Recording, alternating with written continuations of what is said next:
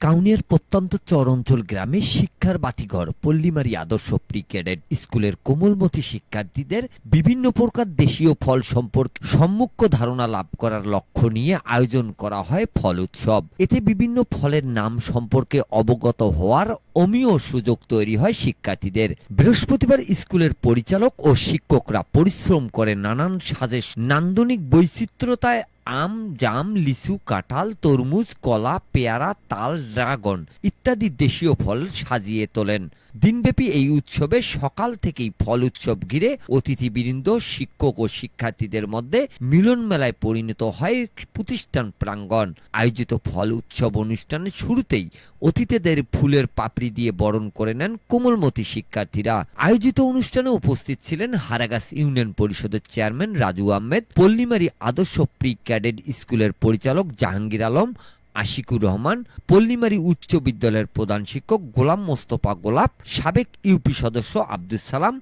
UP সদস্য ওবায়দুল হক এবাদ, word বিএনপির সম্পাদক আজিজুল ইসলাম, প্রতিষ্ঠানের প্রধান শিক্ষক নুরুল হক, সহকারী শিক্ষক হাসান আলী সহ আরো অনেকে। পড়াশোনার বাইরে শিশু শিক্ষার্থীদের দেশীয় বিভিন্ন ফলের সম্মুখ জ্ঞান দিতে এমন আয়োজনের কথা জানালেন পল্লীমারী আদর্শ প্রি ক্যাডেট স্কুলের পরিচালক জাহাঙ্গীর আলম। তিনি জানান, চরাঞ্চল গ্রামে মনোরম পরিবেশে মানসম্মত পাঠদানে 2017 সালে প্রতিষ্ঠানটি গড়ে তোলা হয়। সিসিটিভির মাধ্যমে ক্লাসে শিশু শিক্ষার্থীদের সার্বক্ষণিক পাঠদানের মান পর্যবেক্ষণ করা হয়।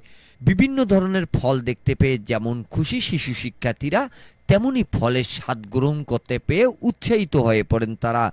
প্রতিষ্ঠানগুলোতে মধুমাসে ফল উৎসবের মাধ্যমে শিক্ষার অন্যতম কৌশল এমন আয়োজন শিক্ষার্থীদের আরও বেশি সমৃদ্ধ করে তুলবে, এমনটা প্রত্যাশা অভিভাবকদের। Mizanur Rahman, DRS news.